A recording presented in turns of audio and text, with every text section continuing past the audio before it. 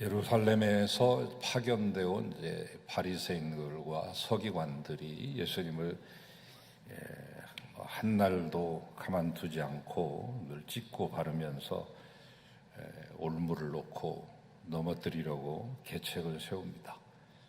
그래서 얼마나 시달리셨겠어요. 예수님이 어느 날 예수님이 아마 그곳을 좀 벗어나고 싶으셨던 것 같아요. 게네사렛이라고 하는 곳에서부터 출발해서 이 게네사렛은 갈릴리 호수의 다른 이름이기도 하죠. 갈릴리 호수가 디베레아라고 하는 이름도 있고 게네사렛이라고 하는 이름도 있습니다만은 게네사렛이라는 동네가 있어요. 그 동네에서부터 출발해가지고 북쪽으로 해서 계속해서 국경을 넘습니다. 두로와 시돈 지방이라고 하는 곳까지 가시게 되는데, 두로와 시돈이라고 하는 곳은 우리에게 그렇게 낯선 곳은 아닙니다. 구약 성경에서부터 계속 언급되고 있는데, 때로는 사렙다라고 하는 지역으로, 또 오늘 본문에서는 수로보니게라고 하는 이런 지명으로 이렇게 우리에게 알려지기도 하는데, 이스라엘의 최북단에 위치해 있습니다. 우리로 말하면 북한까지 우리나라라고 한다고 하면 저 백두산 너머에 있는 중국과 같은 그런 땅덩어리라고 보시면 이해가 쉬우시겠죠. 엄밀히 말하면 이제 외국입니다. 예수님이 외국 출장 가셨습니다. 예수님이 지치고 지쳐서 외국에 휴식차, 휴양차, 안식차 가셨다, 이렇게 보셔도 무방할 것 같습니다. 오른쪽으로는 레바논 산이 있고 왼쪽으로는 지중해가 펼쳐져 있는 항구 도시. 그래서 이 두로라고 하는 곳은 원래 페니키아 사람들이 살았고 상업적으로 아주 번성했던 그런 도시 중에 하나죠. 이런 촌동네가 아닙니다. 어마어마한 무역 도시라고 보시면 되겠습니다. 그래서 두로와 시돈 사이에 있는 사렙다, 이런 지역을 다 통틀어서 페니키아다, 이렇게 말하죠. 우리가 역사상에서 페니키아 하면 최초의 알파벳을 사용한 그런 민족으로 알려져 있습니다. 카나디테 페니키아 알파벳이라고 하는 그 알파벳, 여기에서 이제 알파벳이 많이 유래가 되어서 로마식으로 또는 영어로 이렇게 쓰여지는 알파벳들이 나오게 됩니다만은, 보통은 한 BC 한 1200년 전부터 문명이 생겨나기 시작했다 하지만 조금 더 연구해 보니까 한 2400년 전에도 있었고요. 요 근래 최근에 연구한 결과로는 이 페니키아 지역이 BC 40세기, 그러니까 BC 4000년 전, 지금으로부터 약 6000년 전에도 찬란한 문명을 꽃피웠던 그런 지역이었다고 알려지고 있습니다. 소위 말하는 기시 문명입니다. 이 기시 문명은 지중해 문명과 또 저쪽 동쪽으로는 메소포타미아의 이 문명을 함께 아우르는 통로요, 그것이 융합이 되는 그런 용광로와 같은 그런 곳이죠. 그래서 이 기시 문명을 중심으로 아프리카 문명이 쿠마 문명이고, 나일강을 따라서 이루어진 문명을 쿠시 문명이라고 하는데, 이 기시 문명은 쿠마 문명과 기시 문명과 그리고 쿠시 문명과 지중해 문명과 메소포타미아 문명을 다 아우르는 것입니다. 여러분, 문명이라고 하는 것이 따로따로 생겨나는 게 아니에요. 다 연결이 되어 있어요. 지구 전체가 다 하나로 통로로 연결이 되어 있다고. 이쪽이 발달하면 저쪽도 같이 발달하게 됐는데, 그 중심의 역할을 하는 것이 페니키아, 오늘 예수님이 방문하시게 되는 그 두로와 시돈 지방이라고 보시면 틀림이 없습니다. 겔리선이라고 하는 무역선을 타고 날렵하게 움직이면서 저 멀리까지는 그 당시에 땅끝으로 알려져 있는 스페인까지 무역을 하고, 저 남쪽으로는 이집트의 카르타고까지 점령해서 카르타고를 식민지로 만들었던 어마무시한 민족이라고 여러분 보시면 됩니다. 항해술이 발달해서 무역업이 발달하고, 그리고 이 공예품이 발달했던 그런 문화와 예술이 꽃피는 그런 도시죠. 막강한 재정을 바탕으로 해서 이루어진 것이죠. 여러분, 카르타고 하는 것을 여러분 우습게 보시면 안 됩니다. 아프리카의 카르타고, 제2차 포에니 전쟁이 일어났을 때 이 코끼리 부대를 이끌고 알프스 산을 넘어서 로마를 쳐들어가 가지고 로마를 벌벌 떨게 만들었던 한니발 장군이 바로 이 페니키아인입니다. 자, 아무튼 그러나 기원전 332년 알렉산더 대왕에게 공격을 받죠. 알렉산더가 전 세계 정복의 꿈을 꾸면서 이 페르시아를 정복하고 더 나아가서는 인도까지 정복하기 위해서 나아갈 때 반드시 거쳐야 되는 그 통로에 두로가 있었습니다. 왜냐하면 그 항구를 통해서 가면 효과적으로 갈 수 있기 때문에. 근데 잘 항복을 안 했어요. 자기들도 자부심이 있기 때문에, 자존심이 있기 때문에 7개월 동안 버텼습니다. 두로라고 하는 것은 원래 섬이에요. 7개월 동안 버티니까 알렉산더가 이것 봐라 그러면서 800m짜리 이 방파제를 놓습니다. 폭은 무려 60m요. 길이가 800m짜리 방파제를 놓아가지고 마사다를 점령할 때 로마가 마치 토성을 쌓아서 마사다를 점령한 것처럼 7개월 동안에 항전하는 동안에 이 알렉산더는 800m, 60m짜리의 방파제를 쌓아서 마침내 함락시키게 돼서 한 2,000명의 학자들이 모두 죽게 되고 3만 명의 사람들이 몰살당하는, 그래서 역사 속에서 사라지는 듯 했지만 나중에 그 지역에 이슬람 사람들이 점령을 하고 그 이슬람 사람들이 점령했던 그곳을 다시 십자군이 가서 점령을 하고 토성을 쌓고 옹벽을 쌓는 흔적이 지금도 남아 있습니다. 자, 아무튼 서론이 길었습니다만 그때로부터 이 페니키아 원주민들보다는 다른 사람들이 이 두로 지방에 더 많이 이주해서 섞이게 됐어요. 전 세계인들이 섞여 있는 곳이라고 보시면 되겠습니다. 예로부터 지금까지 유대인의 피가 단 한 방울도 섞이지 않는 이방인들만이 살고 있었던 그야말로 오리지널 이방 땅. 그런데 웬일인지 예수님께서는 이처럼 이방 땅까지 멀리 가셔서 이 지역으로 들어오신 것입니다.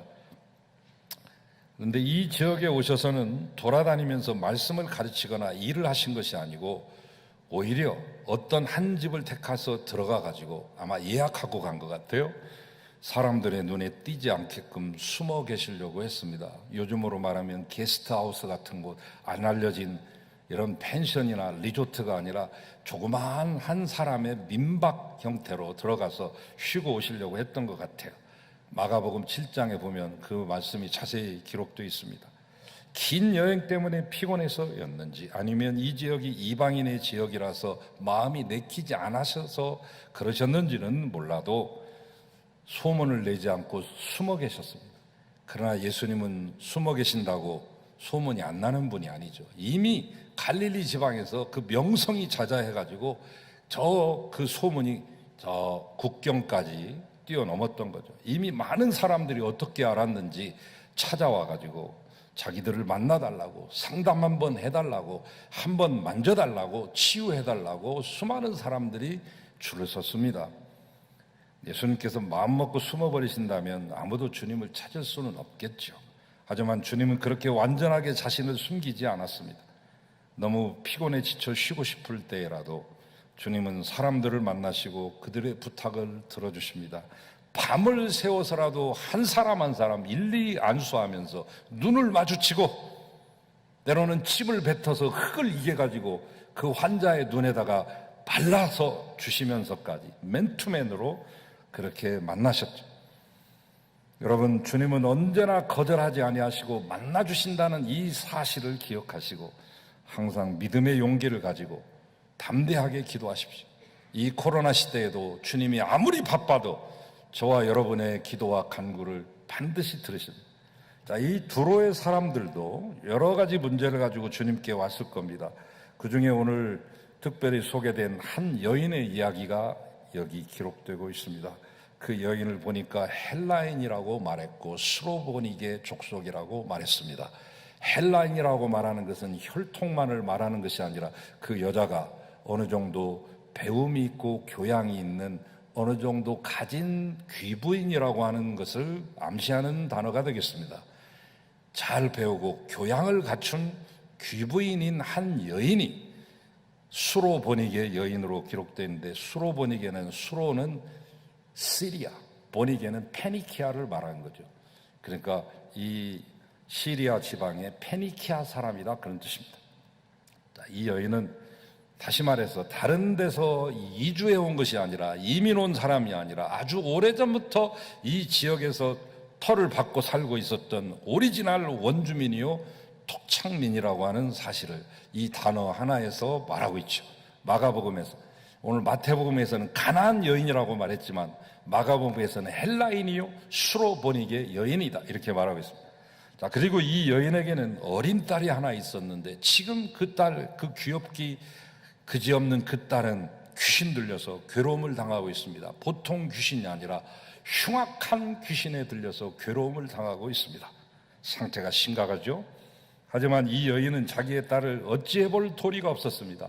배움도 있고 학식도 있고 교양도 있고 모든 웬만한 것들을 갖췄지만은 김병에 장사 없다고 흉악한 귀신이 들린 이 자기의 딸을 고쳐낼 약이 없고 의사가 없고 처방이 없었습니다.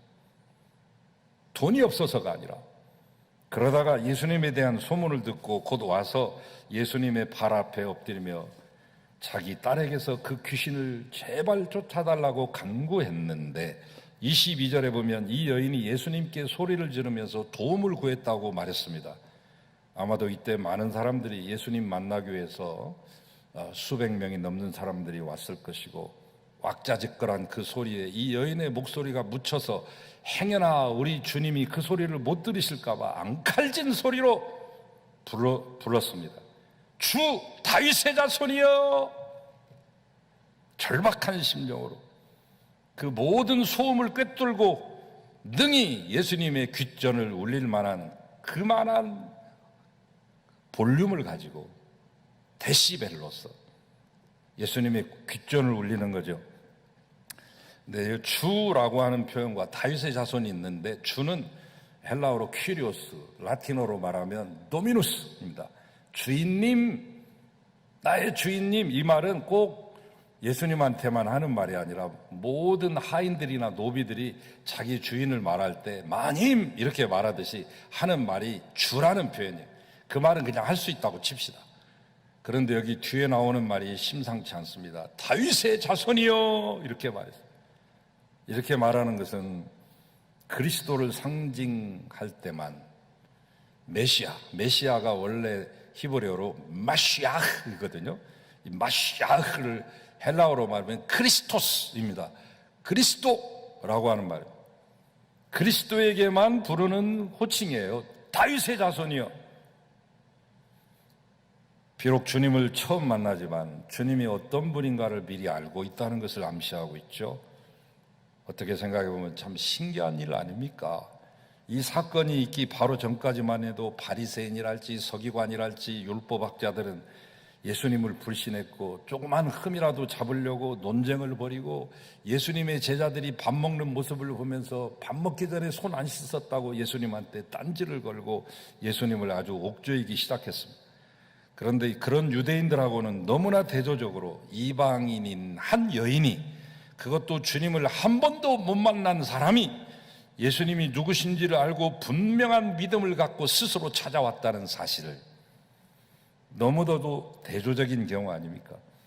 자세히 살펴보시면 이 여인이 이러한 믿음을 갖게 된 것은 결코 우연한 일이 아니었습니다. 이 여인은 이전에 예수님을 만났지만 예수님에 대한 소문을 들었습니다. 이 두로라고 하는 것은 갈릴리하고도 예루살렘하고도 굉장히 멀리 떨어진 곳이기 때문에 예수님도 지금 난생 처음 국경을 넘어서 처음 방문하시는 곳이에요.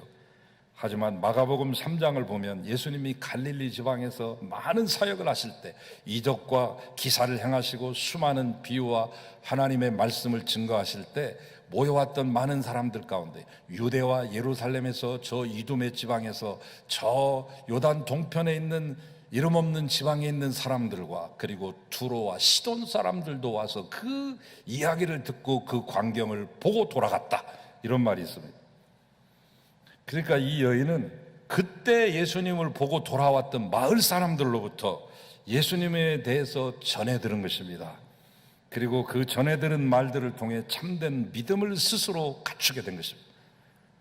아무나 하는 말이 아니라니까요. 다윗의 자손이라고 하는 표현은 믿음을 갖지 않고서는 표현할 수 없는 호칭이기 때문에 그렇습니다. 기독교라는 게 뭐예요? 복음이라는 게, 신앙이라는 게, 교회라는 게 뭐예요? 전해들은 사람이 또 다른 사람에게 전해주며 그 말을 전해들은 사람은 또 다른 사람에게 전해준다. 그래서 저는 기독교의 복음을 또 복음이라고 제가 스스로 만든 적도 있습니다만, 여러분, 기독교의 역사는 훌륭한 어떤 기적적인 큰 사건이나 카리스마틱한 지도자에 의해서 되어진 게 아닙니다. 제가 올라오기 전까지 제가 1부에서 2부 사이에 책 한 권을 읽고 올라왔습니다. 전에 읽은 책인데 또 읽어봤어요. 아주 두꺼운 책인데 낱낱이 읽고 왔어요. 짧은 시간에 속독해서 읽고 왔는데 2000년의 기독교의 역사를 요약한 것인데, 거기서 보면 내리는 결론이 뭐냐면, 큰 사건이나 특별한 지도자에 의해서 되어진 게 아니라 이름 없는 필부, 익명의 사람들이 자기의 그냥 지인들이나 그리고 자기 마을 사람들이나 자기 가족과 식구들에게 그리스도에 대해서 말하고 또 말하고 또 말한 것이 쌓이고 또 쌓이고 또 쌓여서 되어진 것이 기독교의 역사요, 이 교회를 이루는 역사가 된 것입니다. 그러므로 여러분, 날마다 여러분이 걷는 걸음이나 내뱉는 말이나 모든 우리의 언행심사가 작은 것이 아닙니다. 그것을 통해서 누군가는 나를 지켜보고 있고 누군가는 듣고 있기 때문에 그렇습니다. 에이, 목사님, 뭐 전도지 같은 거 그런 거 뿌려봤자 10,000명에 1명도 안 옵니다. 그러나 그건 아무도 모르죠. 어떤 사람이 삶의 여러 가지 힘든 문제로 인해서 자살을 생각하며 내가 어떻게 죽을까를 생각하며 지금 현재 공원에 긴 벤치에 홀로 앉아 있는데 가을바람에 불러서 날아온 전도지 한 장이 그의 발 앞에 떨어지게 됩니다. 무심코 집어들었다가 그것을 읽어 내려가는 중에 성령의 역사로 예수님을 영접하고 새로운 삶을 살게 된 그런 이야기들도 비일비재. 다만 우리는 전할 뿐이죠. 우리는 전할 뿐이요, 감동을 주시는 것은 주님이 하시는 일입니다. 주님의 소문내는 사람, 주님의 제자를 만들어내는 사람, 그런 이들에게는 세상 끝날까지 너희와 함께 하겠다고 하는 주님의 약속이 있습니다. 내가 어떻게 주님의 소문을 낼 수 있는지, 내가 어찌하면 주의 제자를 만들어낼 수 있는지, 그 일을 생각하고 그 일을 실천하십시오. 이 어려울 때일수록, 코로나 시대 때 아무것도 할 수 없다고 생각하는 바로 이때, 바로 그 생각을 하십시오. 여러분, 이 여자가 어떻게 알았겠냐고요. 그 머나먼 곳에서 통신이 발달되고 교통이 발달되고 SNS도 없고 아무것도 없는 그 상황에서 어떻게 수백 리 길에 있는 그곳에서 예수의 소문을 알고 예수가 주인 줄 고백하며 다윗의 자손이라고 말할 수 있겠습니까? 이전에 듣고 온 마을 사람들로부터 들었던 그 말 한마디가 가슴 속에 남아서 그것이 믿음이 싹트기 시작하고 신앙의 간증으로 고백된 것이죠. 자, 이제 이 본문의 사건을 다시 한번 생각해 보도록 하겠습니다. 이 이야기를 보면 주님께서 정말로 이 여인을 부르시고 이 여인을 위해 찾아오셨다면 반갑게 좀 맞아주셔야 하고 살갑게 해주셔야 될 텐데, 너무나 찬바람이 쌩쌩 돌아요. 매몰차기가 이를 데 없고 매정하기가 이를 데 없습니다. 이 여인은 예수님께 달려올 때 엄청 기대를 안고 왔을 거 아니에요? 가기만 하면 만나 주실 것이고 가기만 하면 내 딸은 나을 것이라고 하는 기대감을 갖고 찾아왔지만 막상 찾아와 보니까 기대와는 너무나 다릅니다.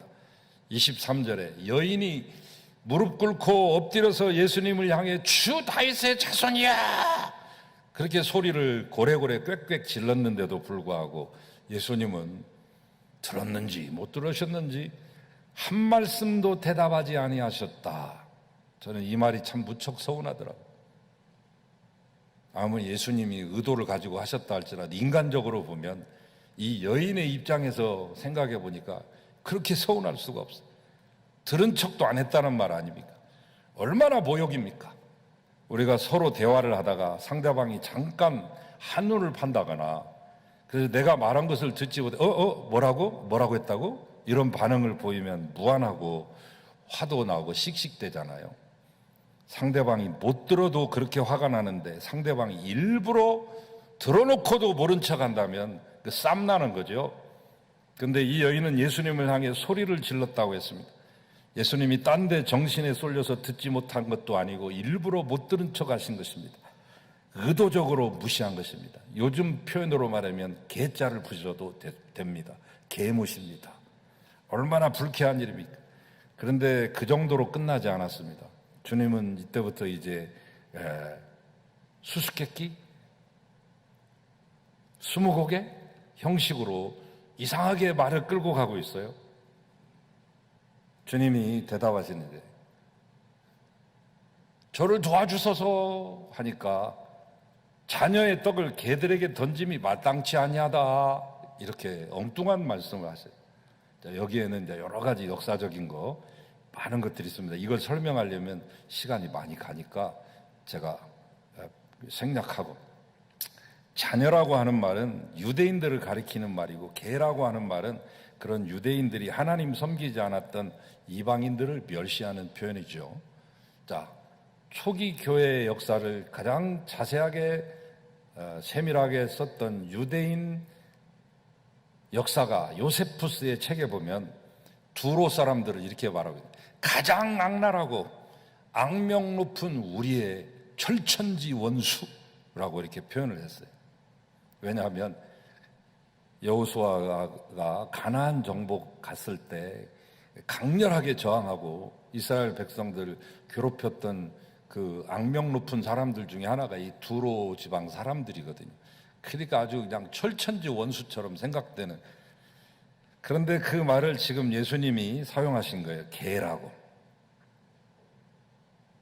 예수님의 발 앞에 없던 이 여인에게 얼마나 모욕적이고 얼마나 큰 상처가 됐겠습니까? 우리 같았으면 가버렸을 것입니다. 근데 이 여인을 보니까 모욕적인 말씀 앞에 놀라운 대답을 하고 있어요. 주님도 이 말을 듣고 눈이 휘둥그레졌습니다. 주여 옳소이다. 뭐가 옳다는 말이에요? 당신의 그 말이 옳다. 당신이 나를 개라고 했는데 내가 짐승이라는 말이 옳다. 나한테는 당신의 은혜를 받을 만한 몫이 없다는 것도 잘 알고 있다.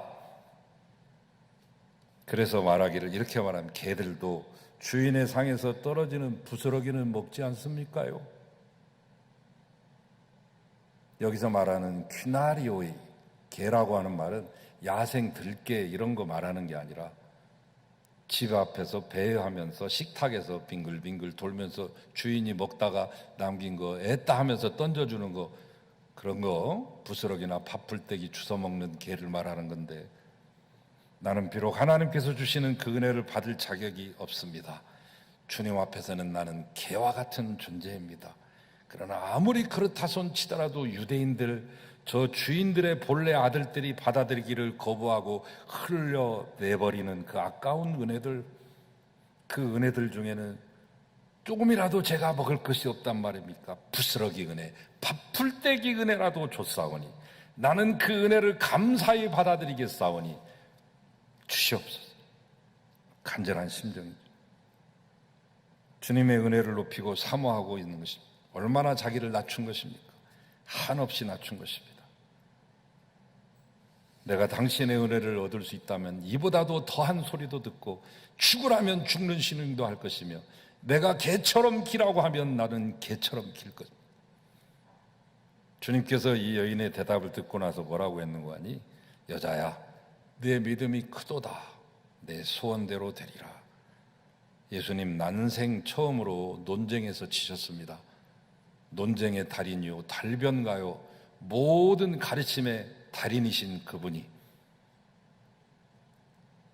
가이사의 것은 가이사에게 하나님 것은 하나님께 해가지고 꼼짝달싹 못하게 만들었던 그분이 요한의 세례가 하늘로부터냐 땅으로부터냐 해가지고 바리새인들을 입도 열지 못하게 만들었던 그 양반이 이 여인에게는 졌습니다. 엄밀히 말해서 져주신 것입니다. 그래, 내가 졌다. 네가 이겼어. 그러자 그 시로부터 여인의 딸이 나았다고 말하고 있습니다. 그때 예수님이 하신 말씀, 내 믿음이 크다. 큰 믿음을 가졌다고 했습니다. 그리고 나서 그 여인의 간구를 들어주셨습니다. 코로나로 인해서 우리는 지난 해 2월 말부터 우리의 믿음을 돌아보는 계기를 가졌습니다. 그러다가 이제 조금 안정되는 듯하고 백신 맞고 마스크 벗어도 된다고 하고 하다 보니까 조금 방심한 사이에 1000명을 넘고 1600명, 1800명, 2000명에 가까운 확진자들이 매일 발생하는, 그래서 사태가 장기화되는 이 국면에 들어서면서 우리는 다시 한번 우리의 믿음을 돌아봐야 됩니다. 무엇이 큰 믿음인가? 무엇이 응답받는 믿음인가?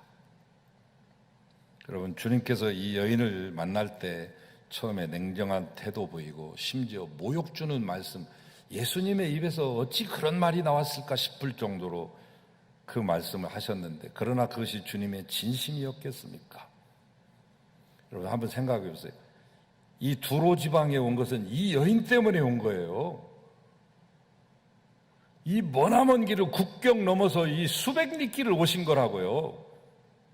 아니었으면 다른 기록이 있을 거 아니에요.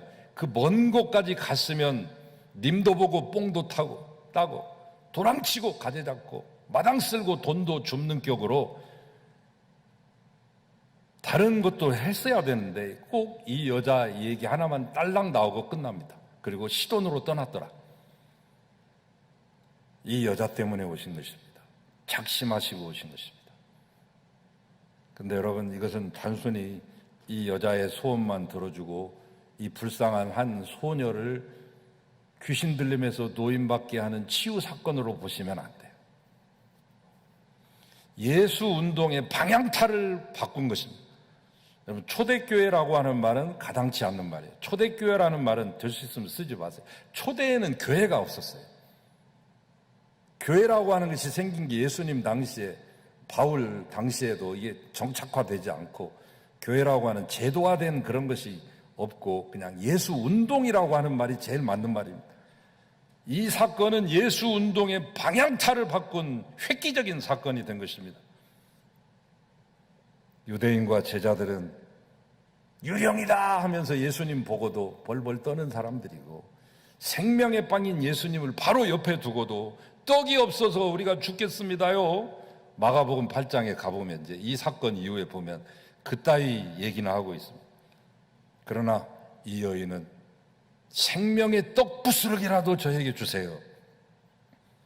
내부 그룹이었던 제자들은 진정 예수 그리스도가 누군지 모르고 헛발질하고 있을 때 정작 예수님이 누구인 줄 알고 그 생명의 떡 부스러기라도 달라고 한 사람은 외부인이었습니다.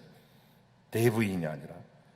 예수님의 생명의 빵은 내부에 있는 남성에게가 아니라 외부에 있는 여성에게였습니다. 유대인에게가 아니라 이방인에게로 넘어간 것입니다.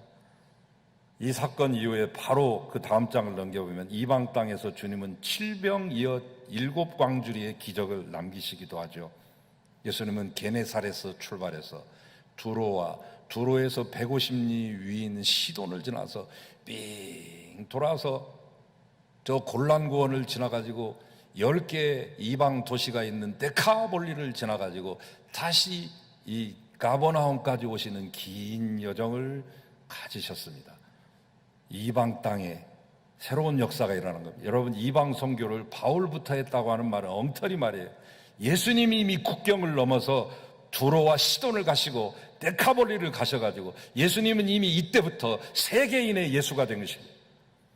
복음은 이미 유대 땅을 넘어서, 우리로 말하면 서울을 지나서 그 해주항에 가가지고 평양에 있는 남포항을 지나서 태백산맥 건너가지고 금강산 지나 속초와 그리고 강릉과 삼척을 지나 경기도를 뚫고 다시 서울로 돌아오는 그 여정의 이 길이 바로 여기서부터 묘사되는 것이죠. 마태복음 15장 후반절, 마가복음 7장 후반대에부터 나오는 겁니다. 여러분, 하나님께서 살아계심을 믿으시면, 주님이 내 삶에 오늘 또 역사하실 줄 믿으신다면 이 여인의 자세를 다시 한번 가져보십시오. 주님은 하나님의 백성이라고 자랑하고 율법사라고 교만하고 스스로 지혜롭다고 뽐내던 그 모든 사람 전부 다 물리치시고 은혜 주지 않았어요. 그러나 주님의 그 은혜를 받지 않고서는 살 수 없다고 사모하고 부르짖는 그 사람은 그가 어떤 사람인지 주님은 은혜를 베풀었습니다. 여러분, 하나님 앞에 나와 나는 미련한 사람이라고 고백하십시오. 약한 사람이라고 고백하십시오. 나는 없는 존재라고 고백하십시오. 아직 주님을 온전히 내 주인으로 영접하지 못하신 분이 계십니까? 주님은 우리를 부르시는데 때로는 내 편견 때문에, 내 사정 때문에, 환경 때문에 주님의 부르심을 듣지 못하는 경우가 있습니다. 내 신앙의 자세가 어느덧 바리새인처럼 율법사들처럼 굳어져 버리지는 않았는지, 이 시점에서 코로나가 다시 한번 재확산되고 있는 바로 이 시점에서 다시 돌아보십시오. 주님이 보여주시고자 하셨던 이 여인의 모습으로 돌아가십시오. 그래서 주님은 지금도 내 삶 속에서 역사하신다는 그 분명한 사실을 체험하며 사시고 그 사실을 증거하며 살아가는 증인들이 되시기를 주의 이름으로 축원합니다. 하나님 감사합니다. 꼭 그렇게 살아가게 도와주시옵소서. 예수님의 이름으로 간절히 기도하옵나이다. 아멘.